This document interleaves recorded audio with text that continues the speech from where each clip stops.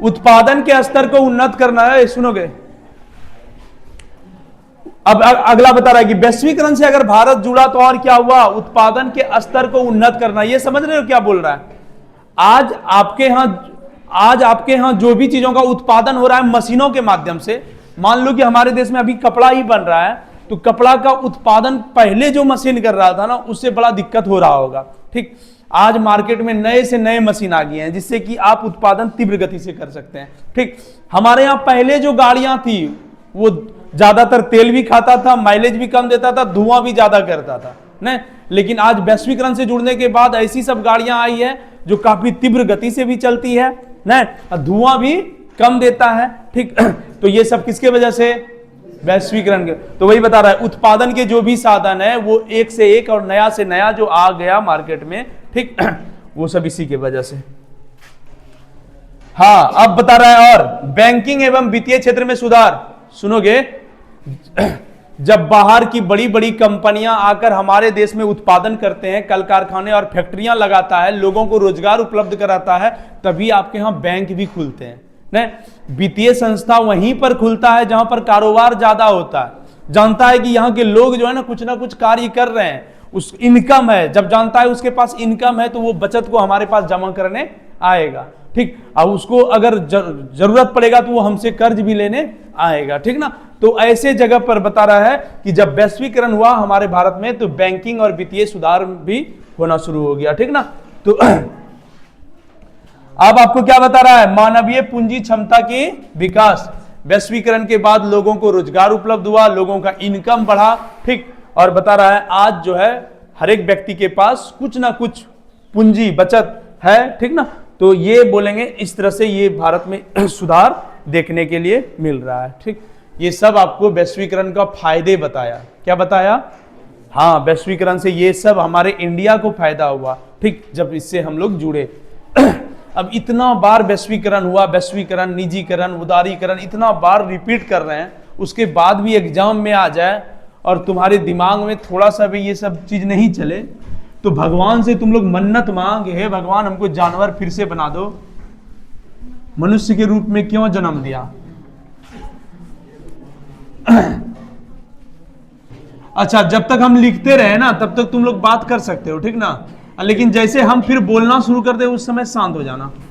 हाँ, तो अब गदर गदर कर ऐतिहासिक परिवेश में।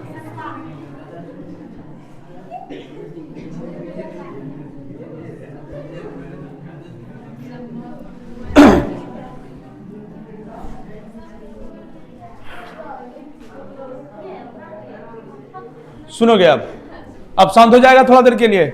एक टॉपिक है वैश्वीकरण का ऐतिहासिक परिवेश, यानी कहने का मतलब वैश्वीकरण के बारे में थोड़ा आपको पहले से बता रहा है कि फोन कर दो उसको। वैश्वीकरण का ऐतिहासिक परिवेश यानी प्राचीन समय में कब से यानी वैश्वीकरण की शुरुआत होता है। ठीक, इसके बारे में थोड़ा आपको बताया गया है। तो सुनोगे, प्रथम वैश्वीकरण ऐसे बता रहा है कि पहली बार वैश्वीकरण का जो प्रचलन हुआ वो 1870 से लेकर 1914 के बीच। कब?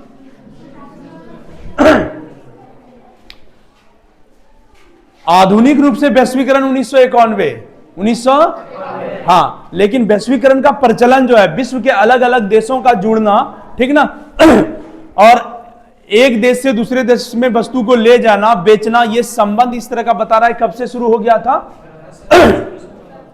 1870 से लेकर 1914 के ही बीच। लेकिन आपको पता है 1914 के बाद प्रथम विश्व युद्ध होता है नहीं, विश्व युद्ध जैसे ही होता है कई अलग अलग देश जो है ना आपस में मित्र राष्ट्र, धुरी राष्ट्र, इस तरह से अलग अलग गुट बन जाता है और लंबे समय तक लड़ाई चलता है। ठीक, और उससे काफी नुकसान भी होता है, तो आपको बता रहा है कि प्रारंभिक दौर जो था वैश्वीकरण का वो कौन सा था, 1870 से लेकर, हाँ इसको सुनना, बता रहा है कि यही वैश्वीकरण का वो समय था जब विश्व के अलग अलग देश संपर्क में आया था। जोन्स कोई भी देश ऐसा था जो किसी चीजों का उत्पादन कर रहा था तो वो दूसरे देशों तक जा रहे थे। लेकिन उस समय के वैश्वीकरण में अगर कोई सबसे शक्तिशाली देश था तो वो ब्रिटेन था। कौन था? ब्रिटेन। ज्यादातर देशों पर जो पहुंच था वो ब्रिटेन का था। ब्रिटेन का बना हुआ कपड़ा, ब्रिटेन का बना हुआ लोहा का सामान, ब्रिटेन का बना हुआ चाय कॉफी, ये सब, क्योंकि बहुत सारे देश तो उसके गुलाम थे ना तो जितने भी देश उसका उपनिवेश था, और उस देशों में जो भी चीज अच्छा पा रहा था सब हो रहा था किसका? ब्रिटिश का। अब ब्रिटिश फिर अलग अलग देशों में जाकर अपना प्रोडक्ट बेच रहा था। तो उस समय के वैश्वीकरण में इंग्लैंड सबसे शक्तिशाली था, ठीक, अन्य देशों तक उसका ज्यादा पहुंच था ठीक। कई ऐसे देश थे जो आपस में लेन देन बड़े अच्छे से कर रहे थे, लेकिन उस समय के वैश्वीकरण इतना तीव्र गति से नहीं था, क्योंकि साधन उतना अच्छा नहीं था। उस समय तक संचार की व्यवस्था ये था क्या? मोबाइल होगा, कंप्यूटर होगा भी तो इस बहुत स्लो इसका काम होता होगा, सभी लोग इसका प्रयोग नहीं कर पा रहा होगा। तो उस समय का वैश्वीकरण काफी मंद गति से चल रहा था। अच्छा, आज जो है एक शहर से दूसरे शहर जाने के लिए, बड़े से बड़े शहर को जाने के लिए, ठीक, दूसरे देश तक भी जाने के लिए घंटों का समय लगता है ना। लेकिन उस समय के वैश्वीकरण में क्या होता होगा? ना तो उतनी अच्छी जहाज होता होगा, हवाई जहाज भी नहीं, ना तो पानी वाले जहाज उतना अच्छा होते होंगे, ना तो फिर रोड पर चलने वाली भी वाहन उतना तीव्र नहीं चलता होगा, रोड भी इतना अच्छा नहीं होता होगा। तो इसलिए बोलेंगे कि उस समय के वैश्वीकरण में काम उतना तेजी से नहीं हो रहा था, उत्पादित चीज जो है दूसरे देशों तक नहीं पहुंच पा रहा था, या फिर उत्पादन करने के लिए भी जो कल कारखाने फैक्ट्री होंगे वहां उत्पादन इतना तेजी से नहीं होता होगा जितना कि आज हो रहा है, ठीक। लेकिन इस वैश्वीकरण से ही एक तरह से धीरे धीरे एक देश दूसरे के देश के संपर्क में आता है, ठीक। तो यही चीज आपको बताया गया। इसमें मेन रूप से यही याद रखना है कि प्रारंभिक दौर इसका 1870 से लेकर 1914 के बीच कहा जाता है, जिसमें कि सबसे शक्तिशाली राष्ट्र ब्रिटिश था, ठीक। लेकिन 1914 के बाद ये वैश्वीकरण धीरे धीरे खत्म हो गया था। पुनः जो इसको आधुनिक रूप में लाया गया वो 1991, और हमारा भारत भी 1991 में वैश्वीकरण से जुड़ा, ठीक। तो क्या इतना सा नहीं याद रख पाओगे? अब अगला क्या है? बिहार में वैश्वीकरण का प्रभाव। किसमें?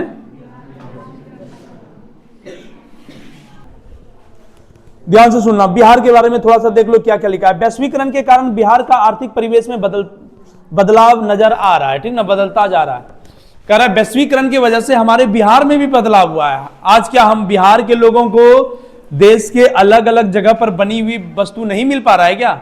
हमारे यहां भी तो वो चीज आ रहा है ना। तो बोलेंगे कि वैश्वीकरण का असर हमारे बिहार पर भी पड़ा, हमारे बिहार में भी बहुत नए नए चीजों में सुधार हो रहे हैं, ठीक। और क्या बता रहा है?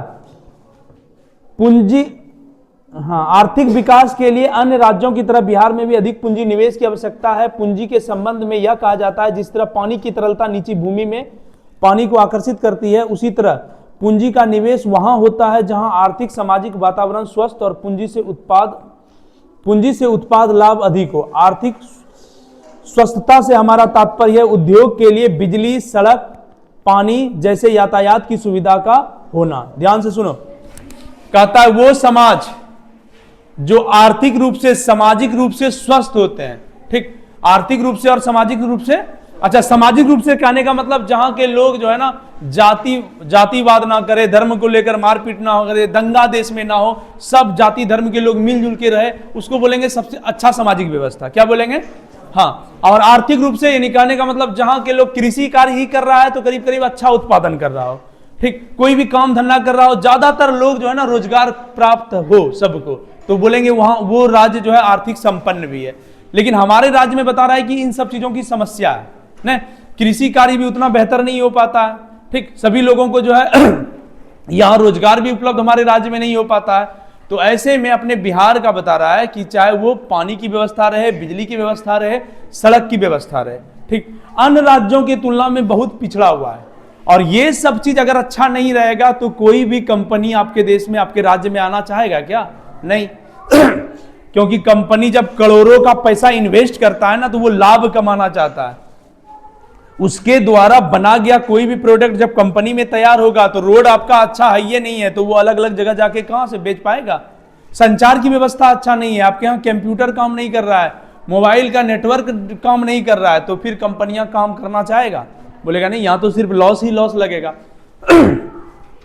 समाज इतना भ्रष्ट है कि कहने का मतलब किसी को भी कोई देख रहा है, कोई बड़े उद्योगपति है और उसी को जो है किडनैप कर लिया, ठीक। उसी के साथ मारपीट कर लिया, तो फिर वो उस समाज को भी अच्छा नहीं कहा जाता है। तो ऐसे में बड़ी कंपनियां आपके यहाँ काम करना ही नहीं चाहेगा।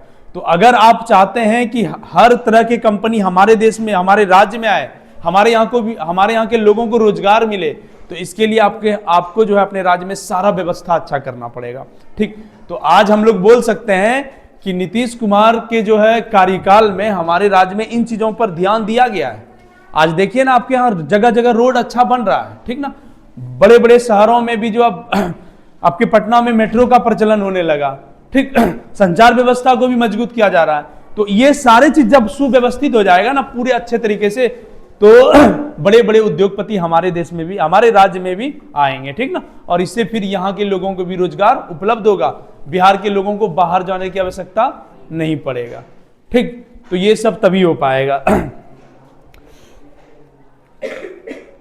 तो बता रहा है यही सब। अच्छा, इसमें से एक हमारे भारत के पूर्व राष्ट्रपति एपीजे अब्दुल कलाम ने किसी एक संदर्भ में कहा था, देश की प्रगति के लिए बिहार की प्रगति अनिवार्य है। ये किसने कहा था?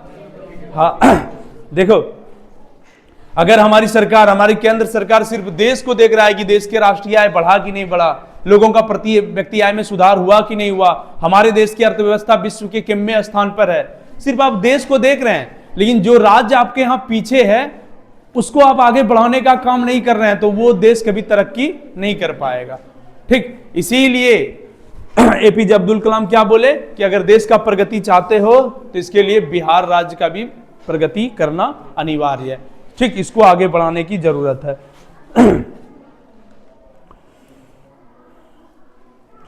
देखो आगे लिखा है कि वैश्वीकरण के वर्तमान युग में उपभोग और उत्पादन के क्षेत्र में पूरी दुनिया एक देश हो गया है। वैश्वीकरण के सुखद परिणाम बिहार राज्य में भी दिखाई पड़ते हैं। ठीक, देखो बता रहा है कि वैश्वीकरण का फायदा बिहार तो ले रहा है, लेकिन बिहार आज भी वो फायदा नहीं ले रहा है जितना कि अन्य राज्य ले रहे हैं। ठीक, बिहार के जनजीवन पर न केवल सकारात्मक प्रभाव पड़े बल्कि इसके कुछ नकारात्मक प्रभाव भी पड़े हैं।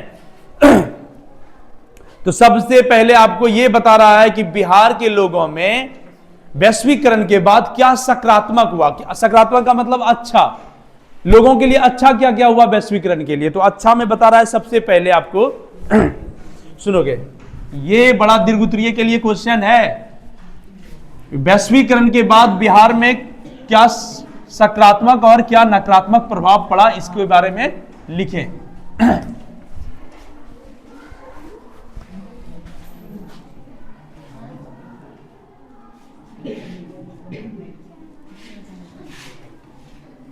बिहार में अच्छा वैश्वीकरण,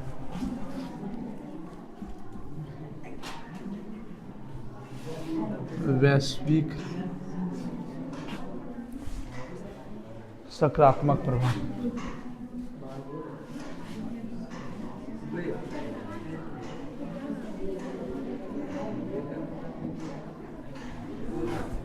बिहार में वैश्वीकरण के सकारात्मक प्रभाव क्या, तो बताते चलोगे। पहले क्या लिखा है, वैश्वीकरण के बाद अच्छा क्या हुआ। पहला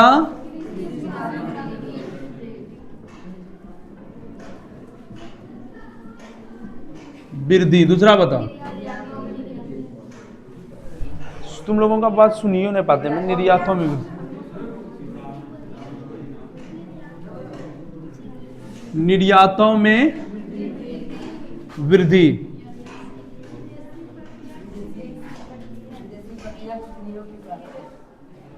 विदेशी बाप रे कितना है बे, विदेशी प्रत्यक्ष विनियोग की प्राप्ति। चलो पांचों तो देखते हैं, उसके बाद पांचों तो याद रखेगा तो ढेरी, उसके बाद देख लेना इसे किताब में। विदेशी प्रत्यक्ष विनियोग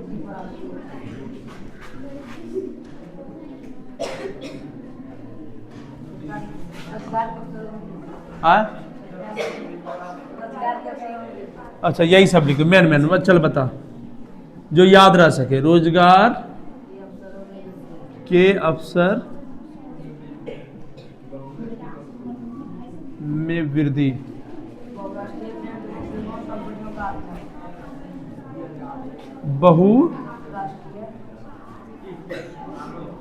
राष्ट्रीय कंपनी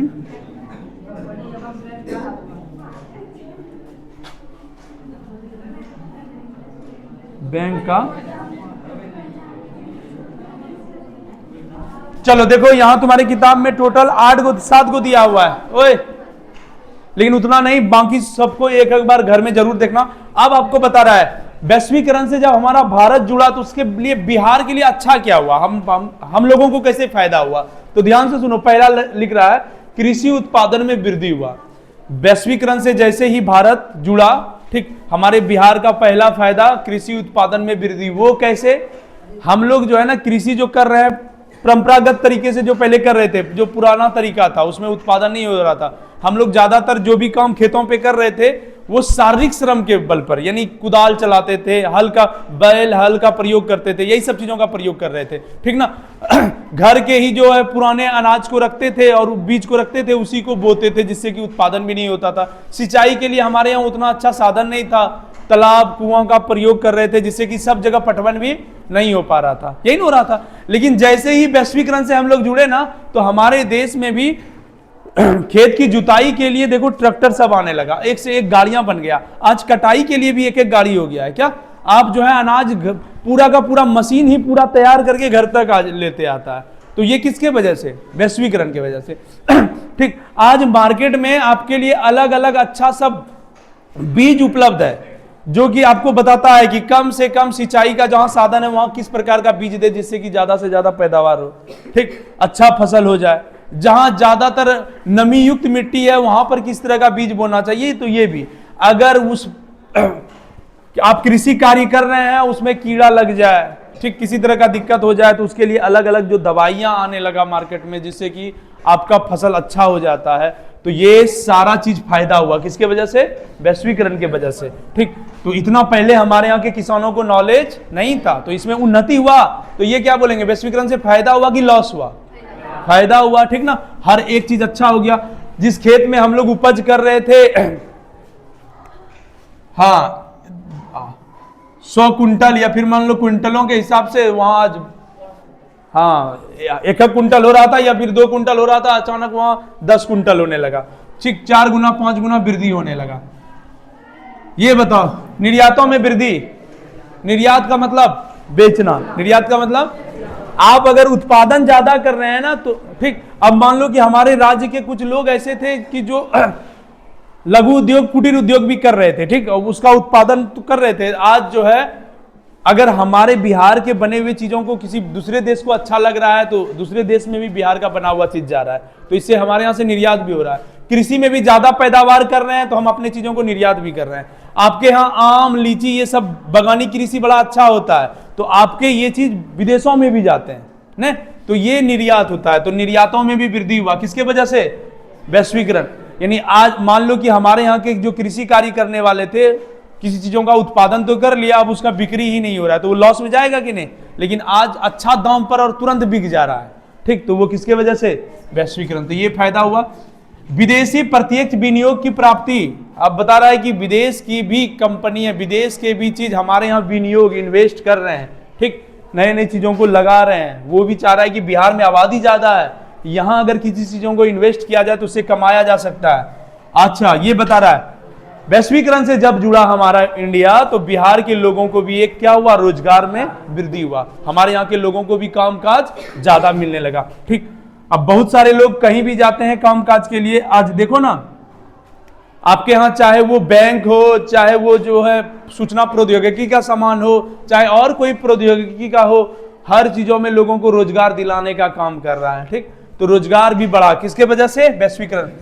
और क्या बताया, बहुराष्ट्रीय कंपनी और बैंक की स्थापना। आज आपके बिहार में भी बैंकों की कमी नहीं है, बहुराष्ट्रीय कंपनी, अलग अलग देश की कंपनी भी बहुत सारा है। क्या एक मार्केट में जाइए ना, वहीं पे आपको पता चल जाएगा, बांका का ही मेन मार्केट जाओ, ठीक, तो पता करो तुम हर एक वस्तु का जो जो बिक रहा है, चाहे वो बिजली से चलने वाला हो, ठीक, या चाहे खाने पीने की वस्तु हो, कंपनी पता कीजिए कि ये किस देश का बना हुआ है। चाहे दवाई का पता करो तो पता चलेगा कि कुछ अमेरिका का है, कुछ जर्मन का है, कुछ जापान का है, सब जगह का मिलेगा। तो बहुराष्ट्रीय कंपनी और बैंक की भी स्थापना हमारे बिहार में भी हो गया।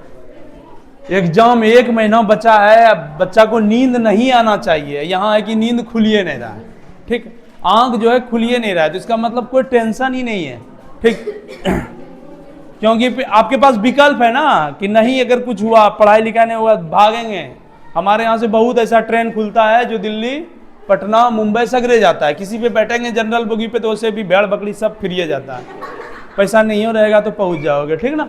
अब फिर कमाना है, ये यही सोच लिया है बहुत, तो यही सोचा है, ठीक, तो इसीलिए तुम लोग क्या पढ़ते नहीं।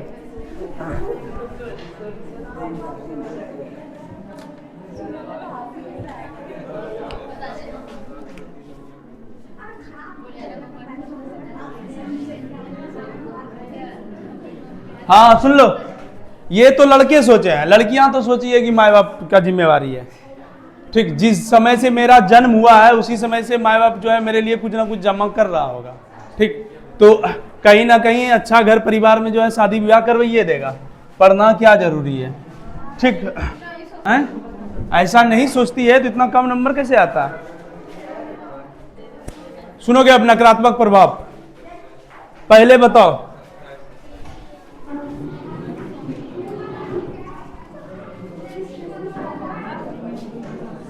कृषि,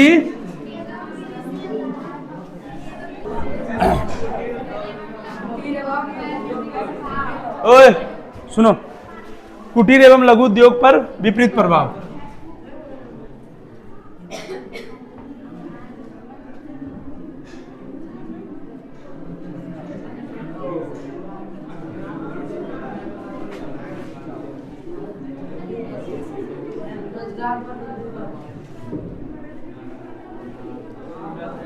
देखो नहीं, बाबू साहब सबके लिए कल बोला कि सर मॉडल सेट लेते आइएगा ना, मार्केट जाने में लेट हो जाता है, टेंशन हो जाएगा, क्या पढ़ाई लिखाई छूट जाएगा।